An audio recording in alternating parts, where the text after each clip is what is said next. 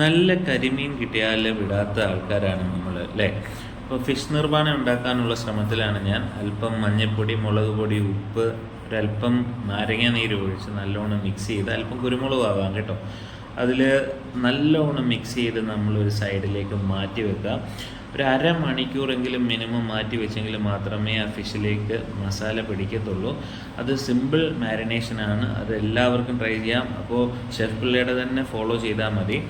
അതിലേക്ക് നമ്മൾ ഒരു പാൻ എടുത്തിട്ട് അതിലേക്ക് ഒരല്പം വെളിച്ചെണ്ണ ഒഴിച്ചിട്ട് അതിലേക്ക് ഷാലോ ഫ്രൈ ചെയ്തെടുക്കണം. ഒരുപാട് ഫ്രൈ ചെയ്യരുത്, ഷാലോ ഫ്രൈ ചെയ്തെടുക്കണം. ഞാനിപ്പോൾ ചെയ്തതിനേക്കാട്ടിലും കുറച്ചുകൂടെ ഒക്കെ ആവാം കേട്ടോ, കാരണം ഇല്ലാന്നുണ്ടെങ്കിൽ മീനിൻ്റെ ആ മാംസം ഇങ്ങനെ അടർന്നു പോകും. നമ്മുടെയും ഫസ്റ്റ് ട്രൈ ആണ്. അപ്പോൾ അതിലേക്ക് നമ്മൾ ചട്ടി എടുത്തിട്ട് ചട്ടിക്കകത്താണ് നമ്മൾ ഈ തേങ്ങാപ്പാലെല്ലാം കൂടെ മിക്സ് ചെയ്ത് നല്ല കട്ടി തേങ്ങാപ്പാൽ ഒഴിക്കണം. ഒരു ഫിഷ് നിർവ്വാണയുടെ എപ്പോഴും ഒരു സൗന്ദര്യം എന്ന് പറയുന്നത് നല്ല കട്ടി തേങ്ങാപ്പാൽ, അതിൻ്റെ രുചി. അതിലേക്ക് ഇഞ്ചിയും വെളുത്തുള്ളിയും ഒക്കെ നമ്മൾ ചേർത്ത് ഒന്ന് തിളച്ച് വരുമ്പോൾ നമുക്ക് ആ ഒരു ഫിഷ് നിർവ്വാണ കറക്റ്റായിട്ട് നമുക്ക് കിട്ടും. അപ്പോൾ ഞാൻ ഇതിലേക്കത്തേക്ക് കറിവേപ്പിലയും ഇതൊക്കെയായി അതുകൊണ്ട് ആ ഒരു തിള വന്നു നമ്മളത് കറക്റ്റായി നമ്മളത് എടുക്കാൻ പറ്റും.